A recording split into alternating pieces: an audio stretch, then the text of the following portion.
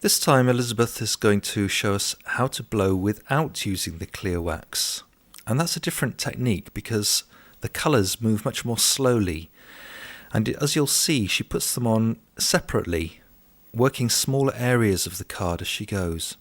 So start off in the same way, tape the card down onto the rigid board so that you've got a good support that can be tilted, panned and moved around.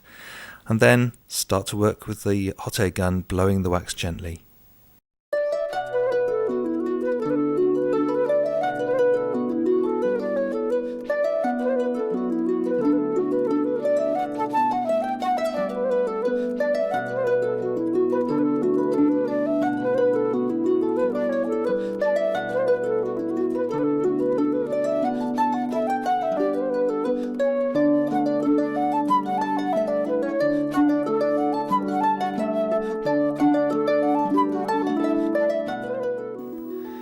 The hot air gun has various types of tips, interchangeable ones. You can use the whole blowing surface or a smaller nozzle like this one, which is fitted onto the hot air gun and allows for more direct, controlled blowing.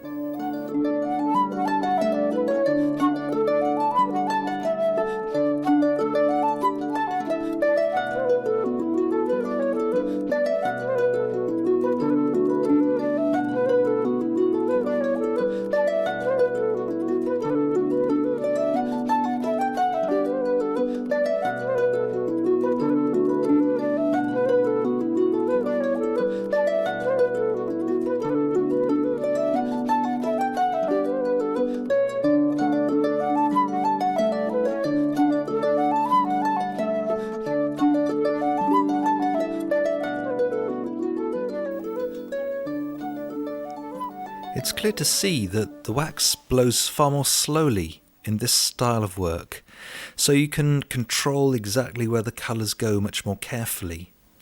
And this can build up some wonderful work. The colours are very rich, they don't flow together as quickly, and it's altogether a different style than using the clear wax on the card first. This method of letting wax flow down the iron and dribbling it onto the card is a very effective way of quickly putting a lot of colour down.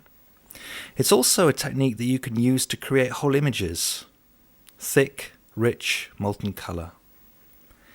However, if you're going to use thick wax for your artwork, you really should work onto rigid surfaces or work onto the card and then stick them onto something that's going to remain rigid, because otherwise they can crack. One effect of overheating the wax, and that can happen when you use the hot air gun, is that it becomes more brittle through age, and that can cause it to crack or flake. So if that's the case, use rigid surfaces. I always ask, what are you expecting from Encaustic? Do you like a hobby, make beautiful cards, or do you like to be a painter sometimes? And that's a choice. The choice. The choice, yeah. for the people. Elisabeth is doing this exercise with the primary colours, red, yellow and blue, and it gives an opportunity to see how they mix together. Yellow, blue, making green, red, yellow, making orange, and red and blue, making a deep purple. To remove the nozzle again, use something metallic and then take padding and put it in a safe place. The full power of the nozzle of the gun can now be used again, and often you'll find that this gives smoother results because the airflow is more spread out. So the key point with hot air blowing is to make sure that you've got enough wax, enough that can be melted and thus blown around. If you find a gap or a hole in the wax, just take a tissue and drag some of the surrounding colour onto it, or use the iron to dribble a little bit more there. Then carry on blowing.